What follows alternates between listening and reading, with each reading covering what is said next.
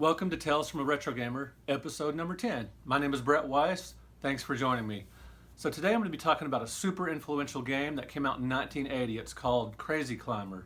And I played it back in 1980, and I'm also going to be talking about playing it now for the Nintendo Switch. Super cool game, but very difficult and really interesting game. It's very important historically. But real quick before that, I've got a sponsor today, Pledger Design. It's run by a friend of mine called James Pledger, and it's a really cool design company. I'm going to put a link in the description below. They do design work they do videos, they do design work for t-shirts, they do advertising, they do posters, signs, all that kind of stuff. Lots of cool designs. They actually did some work for my channel, which you can see here. Very, very cool stuff. Pledger Design, so be sure and check them out. Okay, so picture going to the arcades in the late 70s. I mean, it was really incredible. There were new genres being created. There was all kinds of fun games.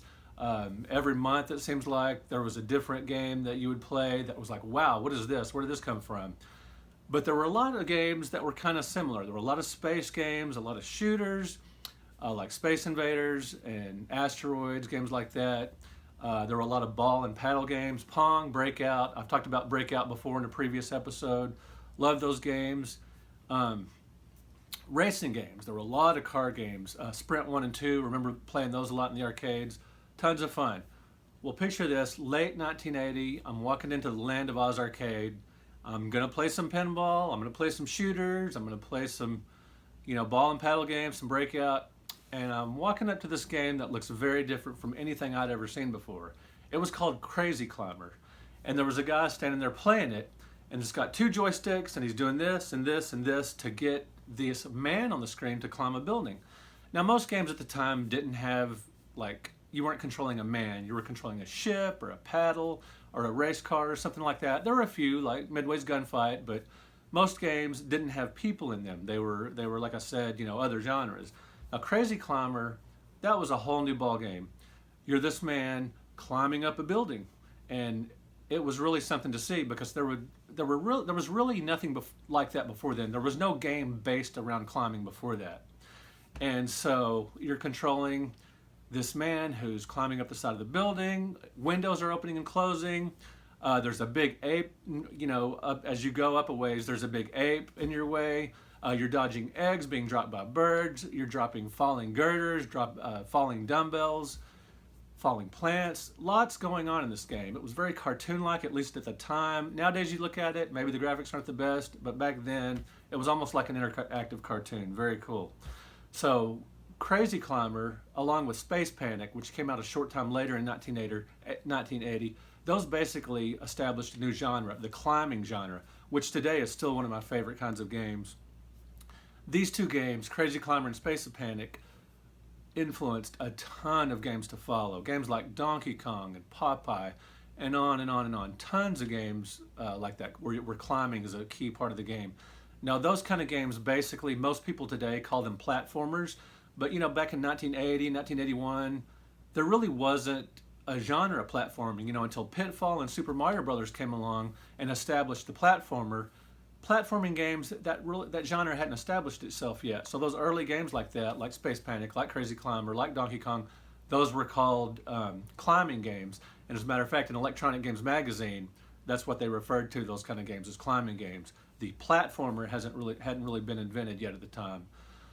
So I really liked Crazy Climber in the arcades, but it was a tough game. And like I've mentioned before, I didn't have a ton of money to spend on video games, so I had to be very selective. So I didn't play Crazy Climber a whole lot because it was frustrating and it was difficult. The controls were kind of weird, and I just never quite caught the hang of it. But I would watch people play, and that was a whole lot of fun. Now, the game did come home to some different platforms, to some home consoles. The Atari 2600 version, unfortunately, that was a single joystick game, unlike the arcade where you use the two joysticks. But that game was very hard to find. Initially, it was only available through Atari Age, the magazine. You had to send off for it.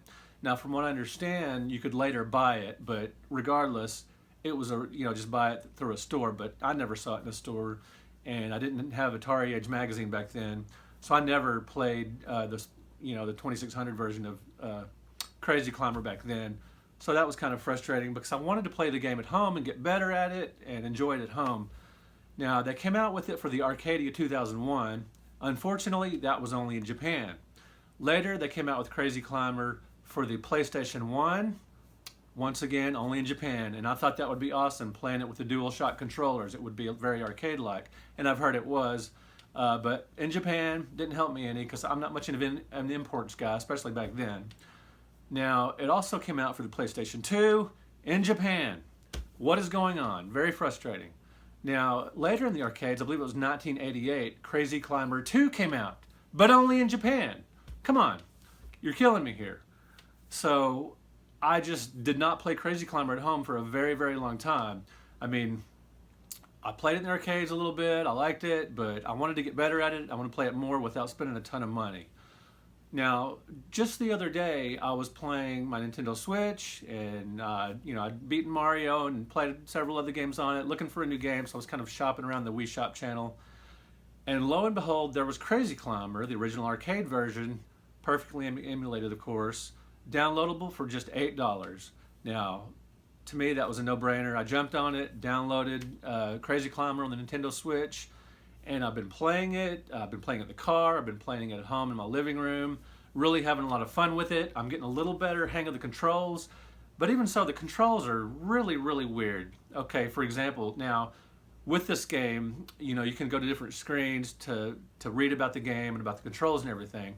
Now, if you look at the controls, there's a control for up, like climbing up, and there's also a control for upward. Huh? What's the difference? You'll have to play it to find out. It's kind of nuanced. There's also a control, push a button, for firm foothold. Huh? You never see that in Donkey Kong or Popeye or any of the subsequent games. Firm foothold? What is that about? Anyway, kind of a tough game to figure out. It's still challenging. I finally beat the first level thanks to the ability to play it on the Nintendo Switch over and over again without having to punt in a ton of quarters.